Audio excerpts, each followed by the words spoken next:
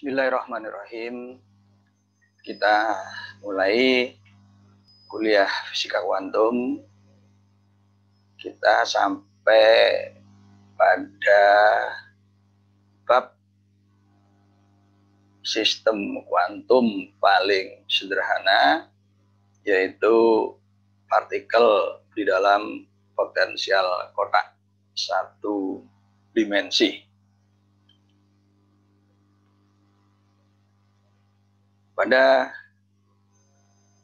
kuliah terdahulu, kita telah sampai pada bentuk persamaan Schrödinger tak bergantung waktu. Bentuk persamaan Schrödinger satu dengan yang lain itu dibedakan oleh suku kedua, yaitu potensial Vx. Suku pertama ini adalah energi kinetik. Suku kanan ini ungkapan untuk energi total sistem. Jadi efektif itu dibedakan oleh suku tengah ini ya. Sekarang kita masuk ke sistem paling sederhana, yaitu partikel yang berada di dalam kotak potensial satu dimensi. Dan ini merupakan sistem paling sederhana. Dari sini akan kita lihat sifat-sifat atau kuantitas kuantum yang sebelumnya sudah kita jelaskan ketika kita mendapatkan persamaan Schrödinger, baik yang bergantung waktu maupun yang tak bergantung waktu. Nah, sifat-sifat tersebut akan kita lihat ya, untuk kasus sistem paling sederhana ini. Pertama, kita tanyakan dulu apa yang dimaksud dengan kotak potensial satu dimensi. Ilustrasinya sebagai berikut. Ini adalah sumbu X, ya. Kemudian kita beri dinding pada X sama dengan 0 dengan ketinggian tak hingga, ya. Dan dinding X sama dengan L juga dengan ketinggian tak hingga. Jika ini diilustrasikan kotak biasa yang kita kenal, ya, kotak 3 dimensi, maka potensial tak berhingga di X sama dengan 0 dan X sama dengan L itu ibarat dinding kotak yang amat sangat keras, sehingga partikel atau isi di dalam kotak itu tidak bisa mendorong-dorong kotak itu. Ya, misalkan kalau dindingnya itu agak lentur gitu ya, kalau isi kotak itu kemudian terlalu pas, bahkan lebih sedikit dari ukuran gitu, itu kan bisa mendorong ya, dinding kotak sehingga kemudian kelihatan menonjol keluar begitu ya. Nah, ini dinding kotaknya tuh amat sangat keras sehingga nggak bisa didorong-dorong lagi ya, sehingga kalau dipaksakan ya jadi bendanya yang katakanlah patah gitu ya, atau pecah gitu. Nah, ini secara matematik diwakili oleh potensial tak hingga. Tujuannya adalah agar partikel ini ya, jadi kita pastikan bahwa partikel itu ada di dalam dan potensial di dalam itu 0. Nah, tujuannya adalah partikel itu terjamin tidak bisa keluar kotak ya.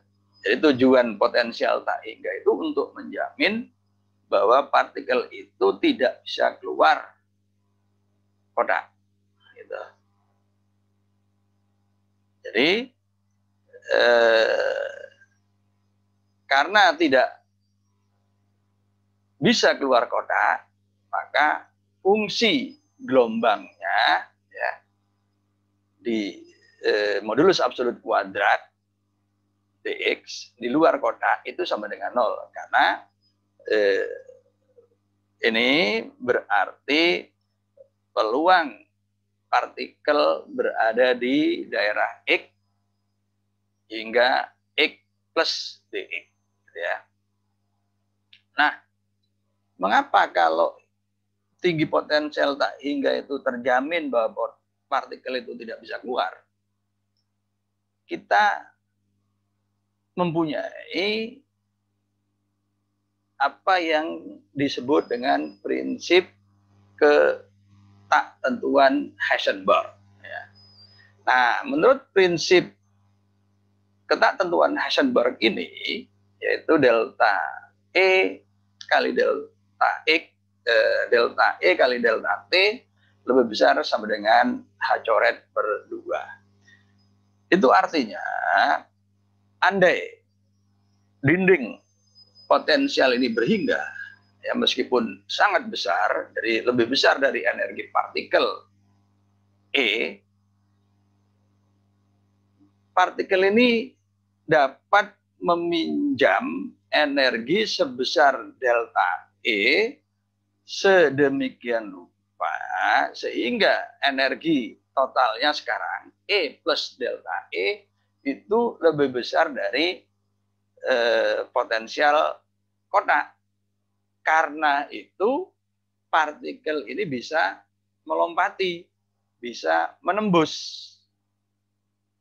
Nah, agar tidak bisa menembus, dindingnya dibuat tak berhingga. Jadi itu tujuannya. Nah, karena fungsi gelombang itu di luar sama dengan 0, ya, jadi di luar itu berarti di sebelah kiri sini, ya, ini sama dengan 0. Demikian juga dengan yang di sebelah kanan. Nah, ini nanti kita jadikan sebagai syarat batas.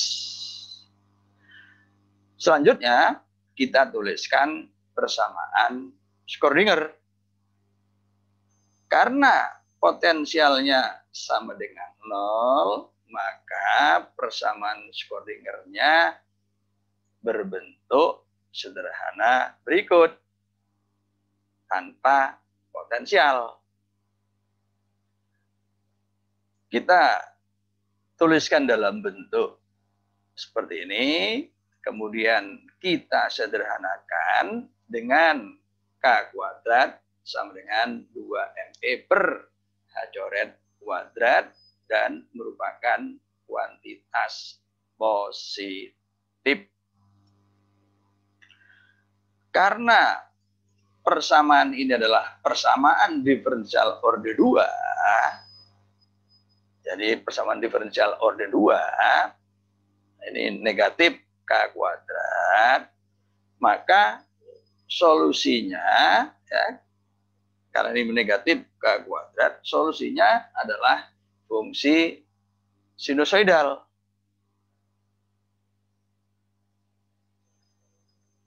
Ya. Dan karena ini turunan orde 2, maka mempunyai 2 konstanta bebas. Nah, fungsi sinusoidal bisa dalam representasi kompleks seperti ini. Ini 2 konstanta bebasnya A dan B, atau dalam representasi real, jadi cos Kx dan sin Kx dengan 2 konstanta A kecil dan B kecil. Ya, nih. Jadi sebenarnya ini adalah bentuk yang identik. Bentuk ini bisa diubah ke bentuk kedua dan sebaliknya. Nanti konstantanya yang A besar bergantung pada A kecil dan B kecil seperti itu ya. Nah, kita gunakan bentuk kedua. Sekarang kita terapkan syarat batas pertama, yaitu pi di X sama dengan 0 itu sama dengan 0. Gitu. Kita substitusikan X sama dengan 0, kita dapatkan A cos 0 plus B sin 0.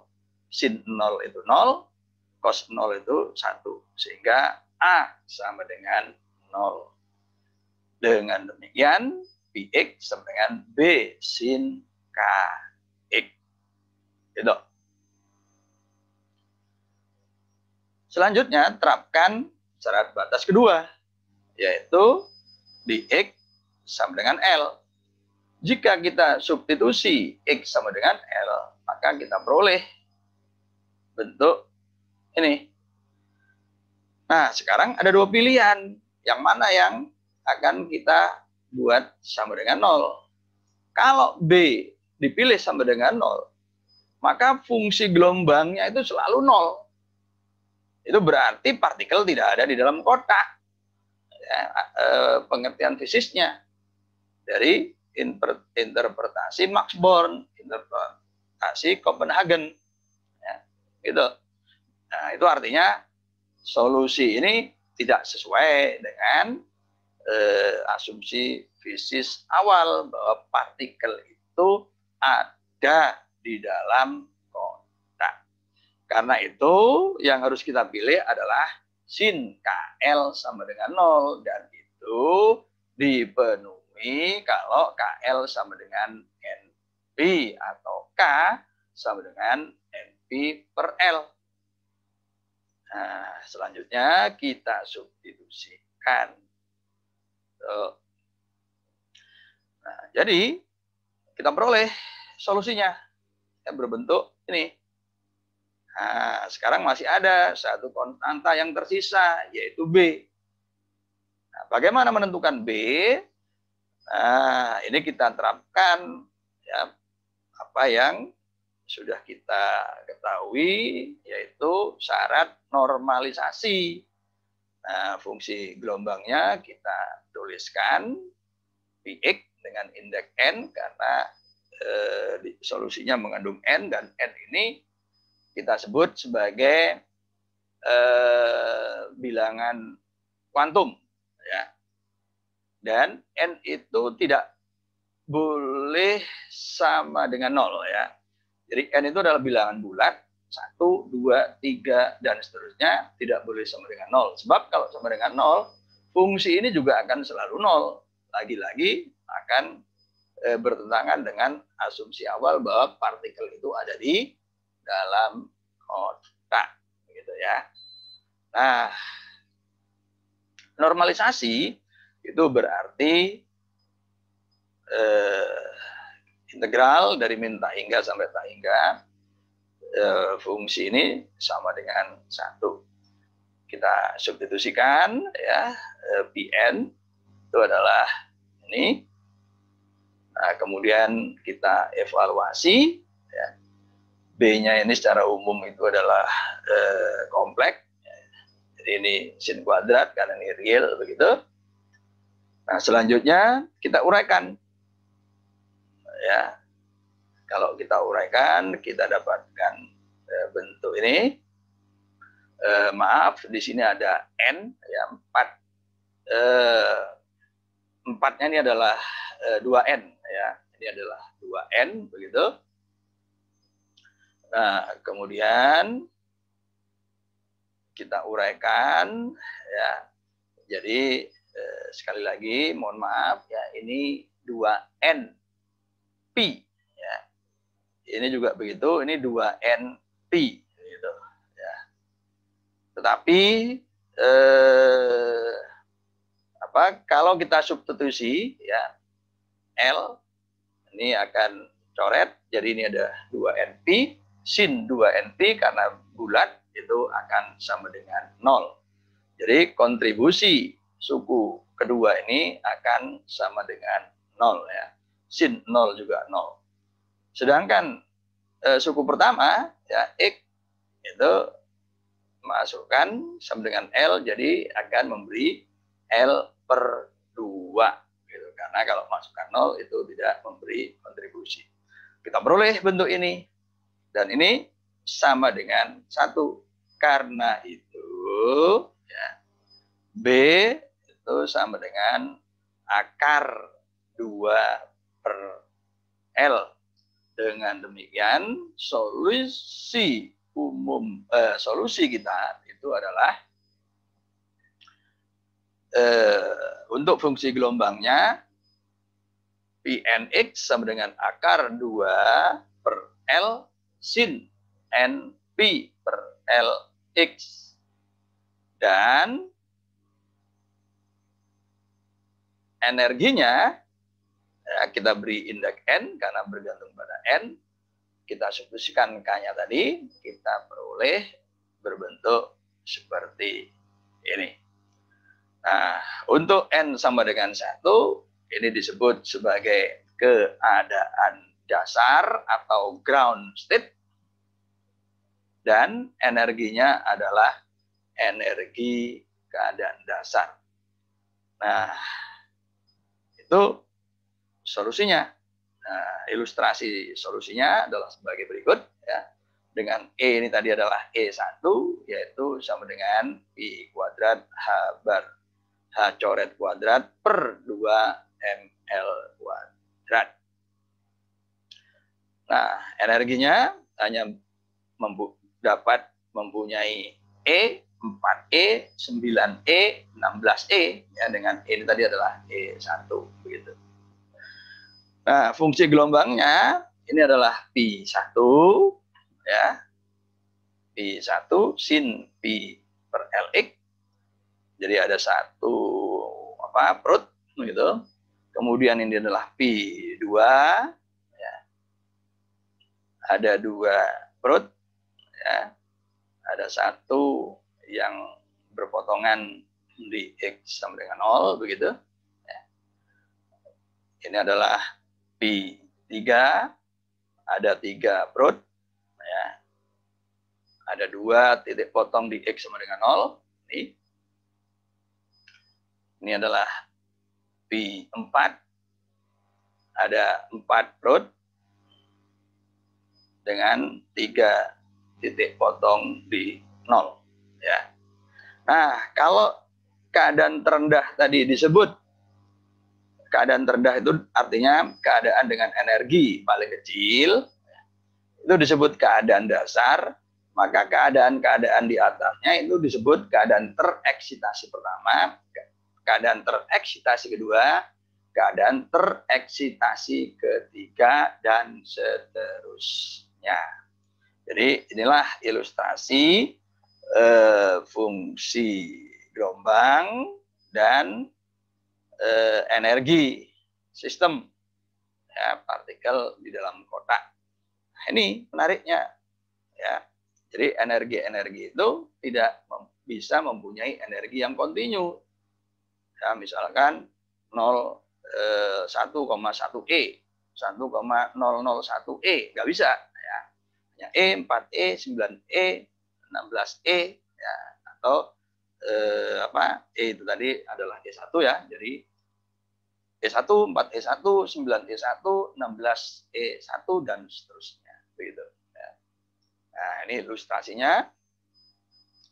Partikel itu bergerak ke kanan dan ke kiri terus menerus. Ini fungsi gelombang untuk keadaan dasar ya. Kalau waktunya kita masukkan, ini keadaan tereksitasi pertama, ini keadaan tereksitasi kedua. Gitu. Nah, ini ilustrasi energinya. Kalau kita bandingkan dengan energi kontinu, ibarat orang yang turun dari Panjat Pinang ya, 17 Agustusan, udah sampai di puncak, maka dia akan meluncur gitu ya. Nah, gitu. Tetapi kalau secara kuantum nggak bisa turun seperti itu. Turunnya harus step by step ya, dengan tangga. Nah, ini diskrit. Jadi sifatnya itu diskrit. Itu yang membedakan energi kuantum dengan energi klasik gitu ya.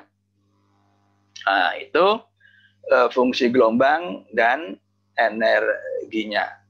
Selanjutnya kita lihat fungsi gelombang itu tidak mempunyai arti fisis, tapi modulus absolut kuadratnya itu menggambarkan kerapatan probabilitas keberadaan partikel, ya, gitu. Jadi seperti ini. Jadi kalau modulus absolut kuadratnya ini selalu positif, gitu. Nah, yang menarik kalau kita pasang detektor, ya, dan sistem itu ada pada keadaan tereksitasi pertama, yaitu P2 ini. Nah, kalau detektor ini kita arahkan ke tengah, ya, ke tengah kotak, jadi di L/2, maka detektor ini tidak pernah melihat partikel melintas di sini. Karena ini nilainya 0. Jadi artinya detektor itu tidak pernah menangkap, tidak pernah mendeteksi, melihat partikel itu berada di L/2. Nah, itu arti modulus absolut kuadrat P2 di L sama dengan L/2 yang nilainya 0. Nah, itu, ya. Nah, sedangkan kalau kemudian kita iris, ya, bagian di sini, ini sepanjang dx, ya, maka inilah yang dimaksud dengan modulus absolut kuadrat P nx dx. Jadi probabilitas partikel itu berada di daerah x hingga x plus dx. Nah, itu, ya. Nah, kita lihat lebih konkret, ya, untuk kasus yang lebih mudah kita pahami, ya. Jadi misalnya begini, kita lihat ini, kalau keadaan dasar, ya, keadaan dasar maupun yang lain, jadi kalau karena ini simetri, jadi ini total kan kalau diintegralkan kan sama dengan 1. Jadi artinya kalau dari tengah kotak ke kanan, jadi integralnya itu akan sama dengan setengah, ya, ke kiri juga akan sama dengan setengah untuk semua keadaan. Nah, tapi ya, kita lihat sekarang untuk yang P2. Karena berbentuk seperti ini, maka kita bisa duga keberadaan partikel di 3/4 L hingga L, ya, ini itu akan sama dengan keberadaan partikel di L/2 hingga 3L/4. Nah, akan sama dengan dari keberadaan partikel di 0 sampai L/4 akan sama dengan keberadaan partikel di L/4 hingga L/2, ya. Nah, karena sama dan ini ada 4 bagian, berarti masing-masing itu akan sama dengan 1/4, ya. Peluang kita mendapatkan partikel di 0 hingga L/4, dari L/4 hingga L/2, dari L/2 hingga 3L/4, dari 3L/4 ke L itu sama dengan 1/4, ya. Tapi kalau keadaan dasar kita nggak tahu dari 0 sampai L/4 besarnya berapa, ya nggak tahu, kita harus hitung, ya. Nah, ini bisa kita tebak bagian yang ini. Nah, tapi mari kita lihat tebakan kita apakah benar, ya, probabilitas partikel berada di 3L/4 hingga L, ya. Nah, secara matematik ini tadi, ya, L/2 ini kita kita uraikan, ya. Kemudian sin kuadrat lagi-lagi kita uraikan seperti tadi. Kemudian kita integralkan, ya.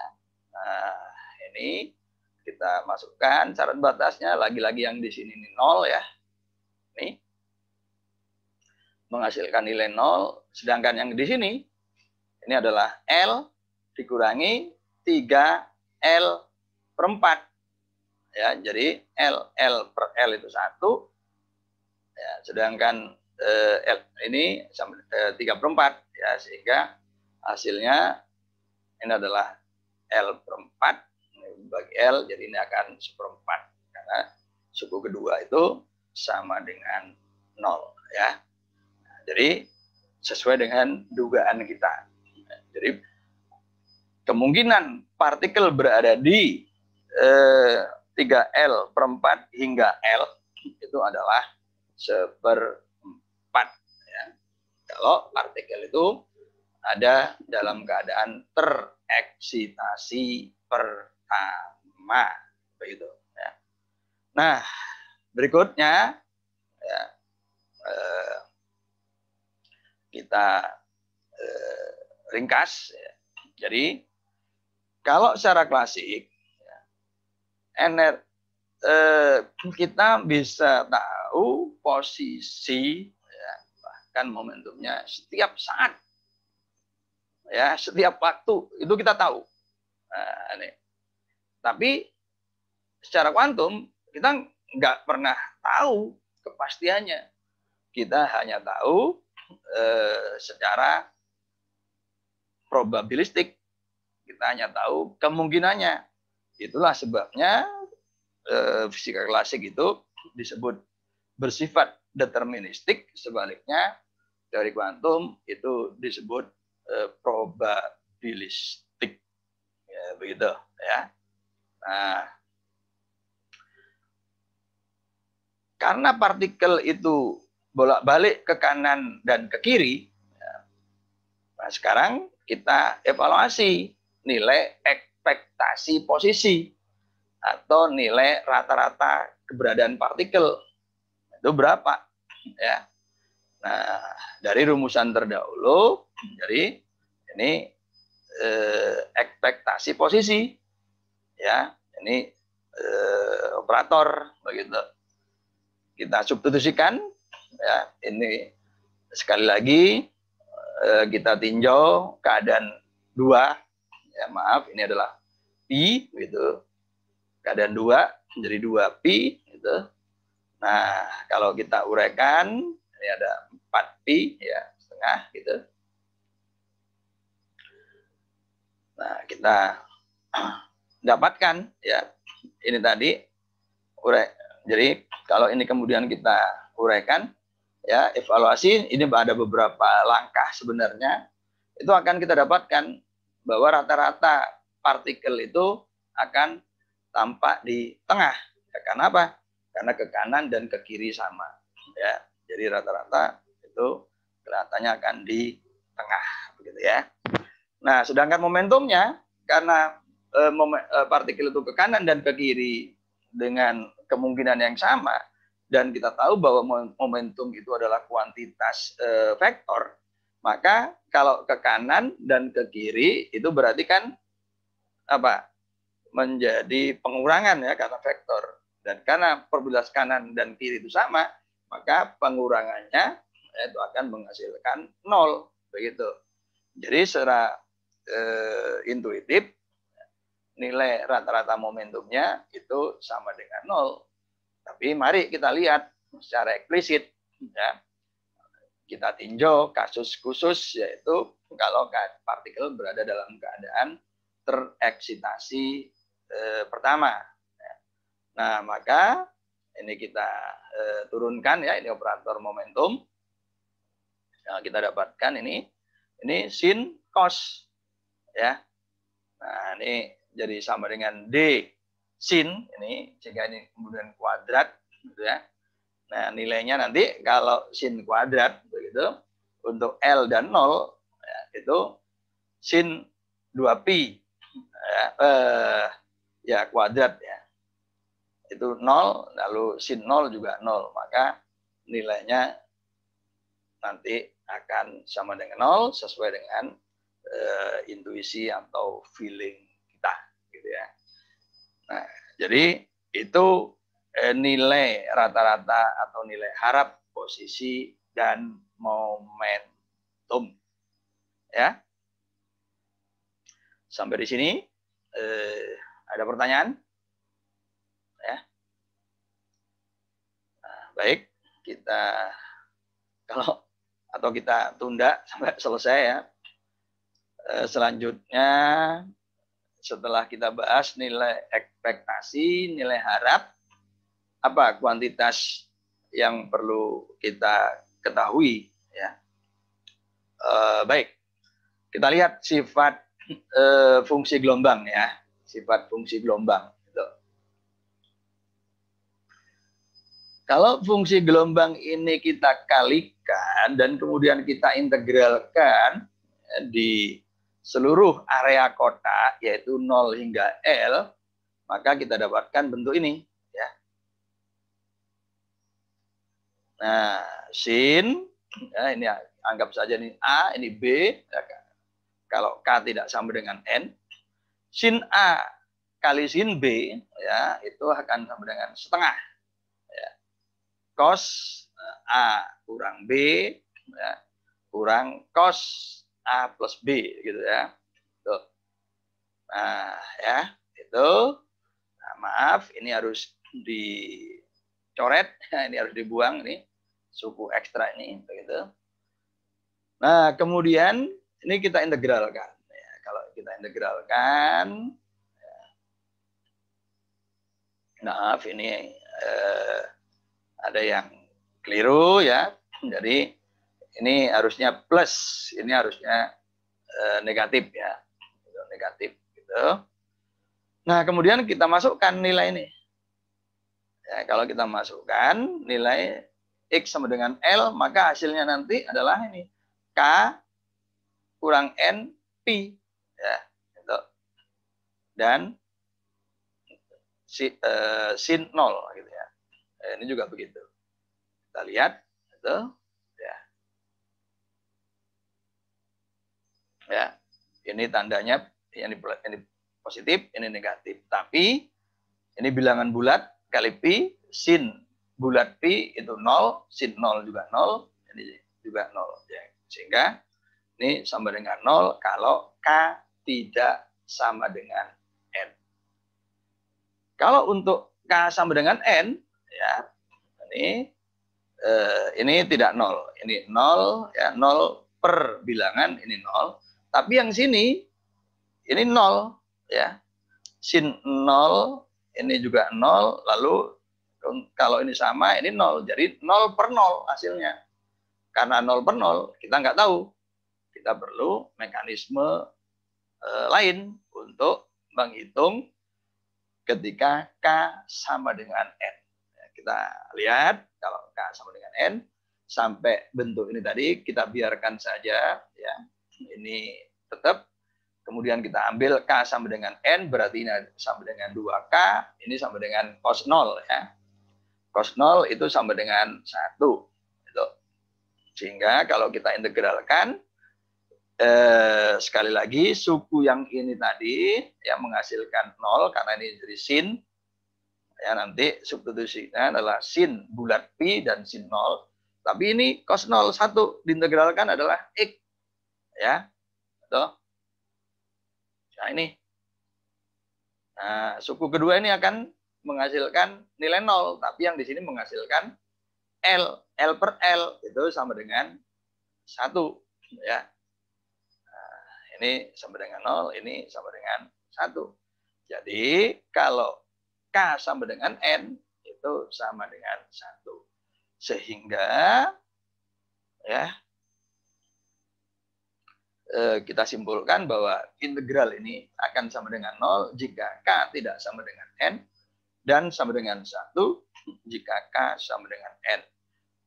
Nah, hasil ini bisa kita tuliskan dalam bentuk kompak, yaitu dalam bentuk delta Kronecker, ya, yang nilainya itu sama dengan 0 kalau K tidak sama dengan N, dan sama dengan 1 kalau K sama dengan N. Dan ini disebut delta Kronecker. Contoh, delta 11 sama dengan delta 22 sama dengan delta 33. Ya. Terus sama dengan delta KK itu sama dengan 1. Kalau K tidak sama dengan N, misalkan delta 12, delta 21, delta 31, itu sama dengan 0. Ya. Tuh. Nah, jadi, tuh. Nah, sekarang, kalau kita punya fungsi sembarang, ya, tetapi di ujung X sama dengan 0 dan X sama dengan L fungsi itu sama dengan 0, maka fungsi ini dapat diekspansi ya ke dalam fungsi gelombang Pn. Ya, karena fungsi gelombang Pn tadi integralnya ya itu sama dengan 0 kalau K tidak sama dengan L dan sama dengan 1 kalau K sama dengan N. Jadi ini seperti membentuk basis sebuah ruang vektor ya. Sehingga setiap vektor di dalam ruang itu pasti bisa dinyatakan sebagai kombinasi linear dari setiap basis. Tuh. Jadi ini seperti persoalan ruang vektor. Jadi Pi-nya seperti vektor yang bisa dinyatakan sebagai penjumlahan ya, terhadap Pn1 ini. Misalkan ya, ini dengan koefisien C1 ya, tuh. Ditambah C2 Pi2 tambah C3 Pi3 dan seterusnya sampai C tak hingga ya, karena memang N-nya bernilai 1, 2, 3 dan seterusnya sampai tak hingga bulat ya, gitu. Atau kita tuliskan dalam bentuk sederhana yaitu dalam bentuk sigma. Nah, Pi-nya ini adalah fungsi ini kita ketahui, Pn juga diketahui yaitu ini. Nah, yang belum kita ketahui adalah Cn-nya. Nah, Cn inilah yang harus kita cari berapa nilainya. Nah, bagaimana menentukan? Nah, karena kita punya hubungan ya tadi ya, Pn dan Pk tadi. Nah, maka ini kita kalikan dengan Pk kompleks konjugat ya. Tuh. Dan selanjutnya kita integralkan seperti berikut. Ya. Nah, ruas kanannya seperti ini. Nah, karena Cn itu tidak bergantung pada X, ya, kita keluarkan. Nah, integralnya sekarang konsentrasi pada bentuk ini. Dan tadi kita sudah mengevaluasi bahwa integral ini sama dengan delta Kronecker delta Kn. Ya. Nah, kalau diuraikan kan seperti ini. Nah, ya ini KK, ini sama dengan 1. Ya. Tapi yang di sini ini 0. Ini 0. Ini 0. Semua sampai di sini 0. Kemudian sisanya di sini juga 0 sehingga tersisa CK saja. Jadi CK sama dengan ini, ya. Tuh. Nah, maka Cn ini udah tinggal mengganti indeks K dengan N. Jadi inilah Cn bisa kita hitung ya. Kalau atau ini memang harus diketahui. Jadi Pi-nya itu harus diketahui gitu loh. Nah, sekarang pertanyaannya karena kita itu berhadapan dengan sistem fisis yaitu partikel di dalam kotak, apa arti koefisien Cn tadi? Kan kita bukan hanya bicara matematik kan. Cara matematik sudah kita dapatkan, tetapi apa arti fisisnya? Nah, mari kita lihat. Ya, kalau ini kita integralkan, gitu ya. Ini kan sama dengan 1 nih. Karena ini menyatakan bahwa partikel itu pasti ada di dalam kotak. Ini harus sama dengan 1. Nah, ini integralnya, ya. Jadi ini kita uraikan. Ini Pi bintangnya, ini adalah ini, ya, sigma K sama dengan 1 sampai tak hingga, CK bintang, ya, Pi K bintang. Gitu. Nah, Pi-nya, ini harus kita tuliskan dalam indeks yang berbeda. Jadi harus dihindari penulisan yang sama, nanti akan rancu. Jadi harus kita bedakan. Nah, kalau kita bedakan, kita tahu hasil ini tadi, ya, ini adalah delta Kn. Nah, kita tuliskan kalau itu delta Kn, ya. Nah, kemudian kita jumlahkan terhadap N, maka lagi-lagi ini akan sama dengan CK, ya, delta KK 1 CK, sehingga menjadi seperti ini. Ini modulus absolut kuadrat, kalau kita uraikan akan sama dengan jumlah, ya, dari suku-suku berikut, dan ini sama dengan 1.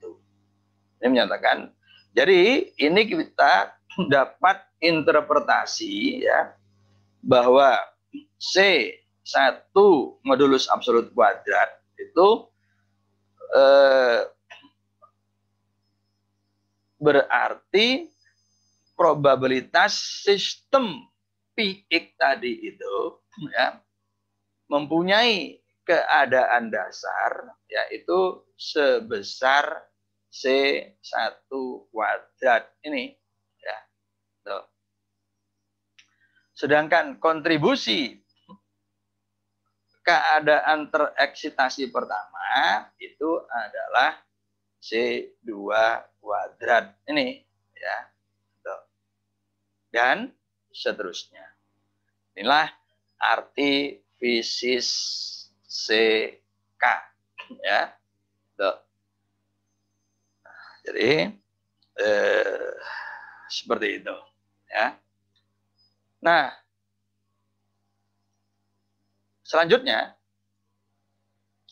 ya, kalau ini kita nyatakan, ya, ini bisa kita evaluasi juga. Ya. Jadi kalau sistem itu mempunyai fungsi gelombang ini, kita bisa menghitung energi rata-ratanya. Energi rata-ratanya itu bisa kita dapatkan, ya. Jadi akan kalau kita proses dengan cara yang serupa, itu akan kita dapatkan jadi seperti ini, ya. Jadi sekian persen, ya. Ini tadi kaitannya dengan kontribusi ini tadi, misalkan ini setengah, ya, ini 1/4, ini 0, berapa gitu, ya. Yang penting totalnya 1. Berarti setengah kali E1. 1/4 kali E2 dan seterusnya itu. Nah, inilah energi rata-rata sistem yang mempunyai fungsi gelombang Px tadi, ya. Nah, terakhir, kalau kita punya fungsi gelombang seperti ini, bagaimana kebergantungan fungsi gelombang ini terhadap waktu, ya. Nah, berdasarkan uraian terdahulu, kita kalikan fungsi ini dengan kebergantungannya terhadap waktu, yaitu ini. Nah, tetapi detailnya, karena ini merupakan penjumlahan, ya. Nah, detailnya ini kita kalikan dengan masing-masing suku, ya. Cn ketika n sama dengan 1, C1 berarti ini E1, P1, n sama dengan 2, C2, E2, P2, dan seterusnya sampai tak berhingga, ya. Nah, jadi seperti itu, ya. Kalau fungsinya cuma 1, ya sederhana, sudah seperti ini, ya. Sehingga modulus absolut kuadratnya akan persis sama dengan Px saja, modulus absolut kuadrat Px. Tapi kalau penjumlahan, ya, tetap ada bagian yang bergantung waktu, karena itu tadi menghasilkan fungsi gelombang yang berosilasi, ya. Nah, seperti itu. Nah, itulah arti setiap konsep, ya, nilai rata-rata, kemudian keberadaan rata-rata partikel di mana. Tapi yang belum kita hitung dan bisa dihitung dari contoh-contoh yang sudah ada, yaitu misalkan simpangan X, ya, delta X, simpangan P, delta P, itu bisa kalian hitung sendiri, ya. Jadi kalau kita punya fungsi gelombang seperti ini, maka soal-soal yang bisa dibuat pertama adalah tentukan konstanta normalisasinya. Ya, lalu probabilitas partikel berada di wilayah tertentu, ya. Nah, kemudian ekspansikan dalam Pn, itu artinya kita harus mencari Cn, lalu artifisinya berapa besar kontribusi keadaan dasar pada keadaan Px ini. Nah, kemudian energi rata-rata sistem, ya, itu berapa, dan soal-soal lain yang masih bisa dimodifikasi, ya, seperti tadi misalkan ketidaktentuan Heisenberg-nya, ya, delta X kali delta P pada keadaan dasar, atau delta X kali delta P pada keadaan tereksitasi pertama, dan seterusnya. Jadi soalnya bisa dikembangkan dalam berbagai bentuk. Nah, itulah sistem paling sederhana yang ternyata tidak sederhana, ya. Jadi inilah sistem yang paling sederhana, paling mudah, ya, ternyata juga tidak sederhana. Nah, itulah partikel di dalam kotak satu dimensi sistem kuantum yang paling sederhana. Demikian, terima kasih. Ya, kita akhiri dengan bacaan alhamdulillah, alhamdulillah, rabbil alamin.